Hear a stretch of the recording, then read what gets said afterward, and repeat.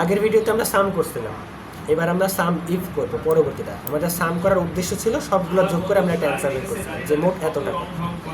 এবার সাম করি, সাম ইফটা করি। উদাহরণস্বরূপ মনে করেন আপনি একটা কোম্পানিতে জব করেন, আপনাদের কোম্পানিতে এই ব্যক্তিগুলো সেলসম্যানের কাজ করে।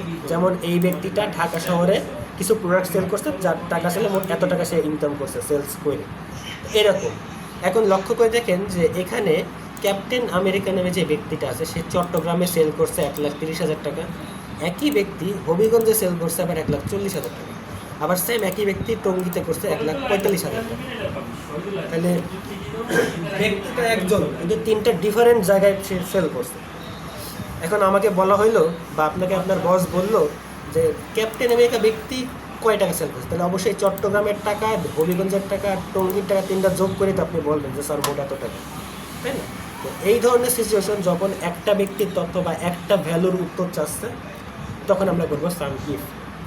যথারীতি আমরা যে কোনো একটা বক্স নিই যেখানে আমরা অ্যান্সার চাচ্ছি, আমরা জানি যে অর্ডার দিতে হয়, তাহলে অর্ডার দেওয়ার জন্য সমান চিহ্ন দিই।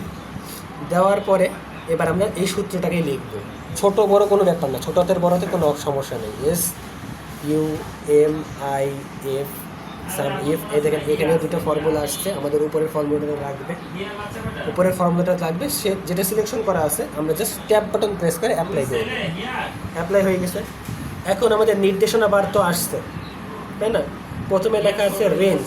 তো আমরা এই অ্যান্সারটা দুইভাবে করতে পারি, একটা হচ্ছে নির্দেশনা ফলো করে আর একটা হচ্ছে এই FX বক্সের মাধ্যমে। তো আগে প্রথমে আমরা নির্দেশনা ফলো করে করব, তারপরে আমরা FX বক্স দিয়েও করবো, দুইটাই জেনে রাখি। তো প্রথমে বলা হচ্ছে রেঞ্জ। এখন কথা হচ্ছে রেঞ্জ মানে কি? রেঞ্জ মানে নির্দিষ্ট একটা অবস্থান যার ভিতরে আমি কোনো কিছু খুঁজবো।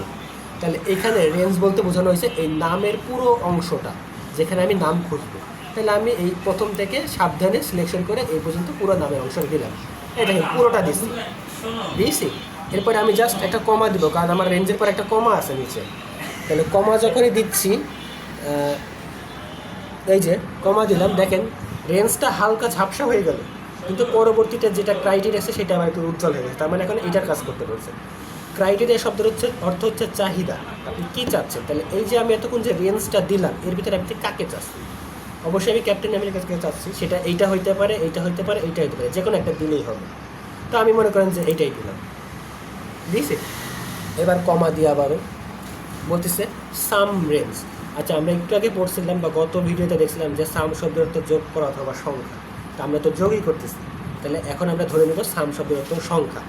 আর রেঞ্জ মানে একটা জানি যে আমরা একটা মার্ক করে দেওয়া অংশ যেখানে আমরা খুঁজবো। তাহলে সামনের শব্দের অর্থ আসতেছে সংখ্যার অংশটুকু যেখানে আমরা খুঁজবো। তাহলে আমি এইখান থেকে পুরো সংখ্যার অংশটুকু সিলেকশন করে দিলাম, দিয়েছি। এবার জাস্ট ইন্টার করে দিই। দেখেন যোগফলে চলে আসছে 4,15,000 সামথিং। কীভাবে হইলো একটু দেখি। ক্যাপ্টেন আমেরিকা এখানে 3 লাখ, এই যে 1,30,000 আছে এখানে, এর সাথে যদি আমি যোগ দিই ক্যাপ্টেন আমেরিকা 1,40,000, আর হচ্ছে এই টঙ্গির 1,35,000, তাহলে টোটাল 4,15,000 আসে। তিনটা যোগ করে সে একবার একটা অ্যান্সার দিচ্ছে। তো এইটা করলাম আমরা সূত্র দেখে দেখে বা হচ্ছে নির্দেশনা ফলো করে করে।